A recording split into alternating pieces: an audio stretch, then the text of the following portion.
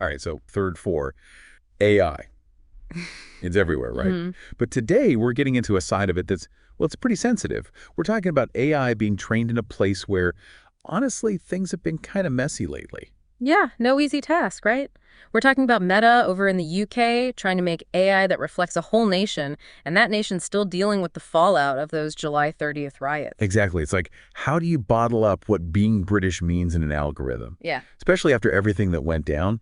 It's a tall order, for sure. And that's why we're doing this deep dive. We're digging into this article from Third Four. Meta resumes AI training in the UK following far-right riots. And it gets into the nitty-gritty, doesn't it? This isn't just about ones and zeros, it's about the mood over there, the whole vibe. Those riots, they brought up some deep-seated stuff, you know?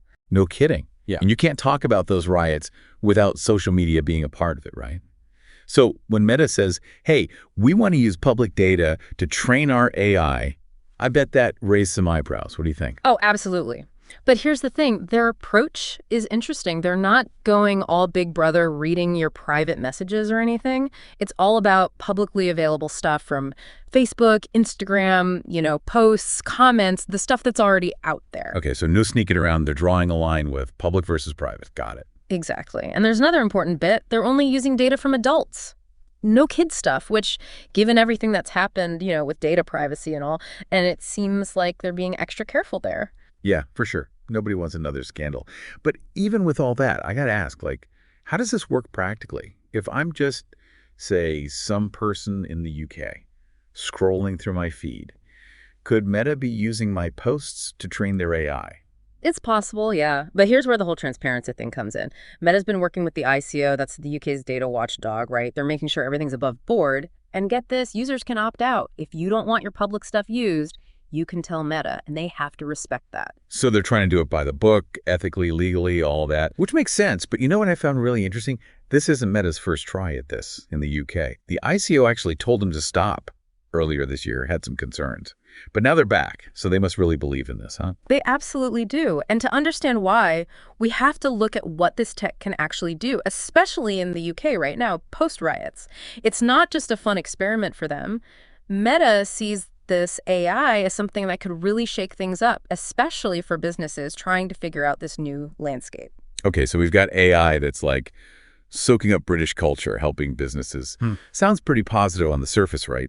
But I got to ask, what about the downsides? There's got to be another side to this. You're right to be asking that, absolutely. It's not all sunshine and roses. This tech, as much good as it could do, it's got risks. And we got to talk about those because the last thing we want is to see those divisions we talked about, those anxieties, to get even worse, you know? Yeah, totally. It's a tightrope walk, isn't it? You've got this AI that can understand culture, understand people's worries, but couldn't that be used in the wrong way?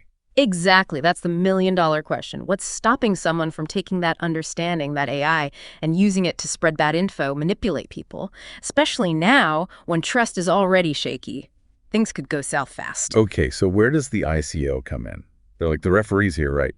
But how do they actually control something like this? They're crucial, honestly. Remember how Meta had to stop their AI training before? That was the ICO saying, hold up. See, there's this thing called the legitimate interests principle.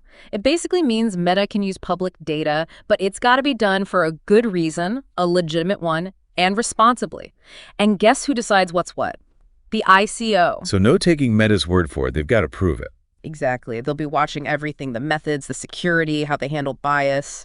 After those riots, the ICO is going to be extra careful. Everyone's watching, Public trust is on the line here. High stakes, for sure.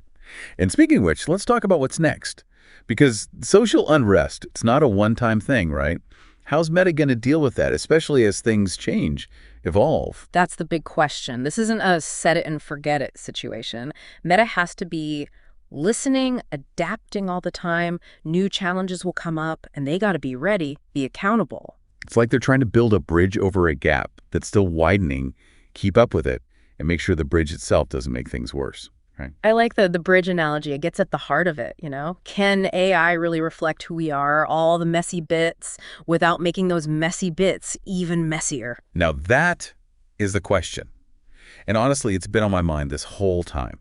The potential is there for good connecting people, maybe even fighting extremism. But one wrong step, and it feels like it could all backfire. It really is a fine line.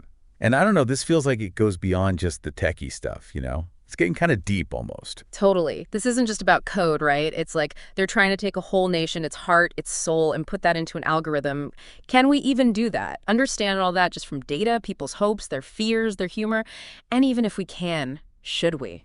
That's it right there, the big question. When does understanding become, I don't know, taking advantage? It's easy to get caught up in look what we can do, but the should we is huge. And that's the conversation we need now. Meta's going for it, so it's on us to be paying attention, asking the tough questions, making sure they're being open about all of it. Because this isn't just some UK thing, some meta thing, is it? Yeah. This is AI everywhere. What we do now, it'll echo for years to come. Exactly. Decisions made today, they'll shape how AI is used everywhere. So, yeah, stay informed, keep asking those questions. It matters. Couldn't agree more. This has been, honestly, a lot to think about, and I hope our listeners are feeling that too, getting those brain cells fired up. Thanks for joining us for this deep dive, everyone. Until next time, keep exploring these big questions. It's important.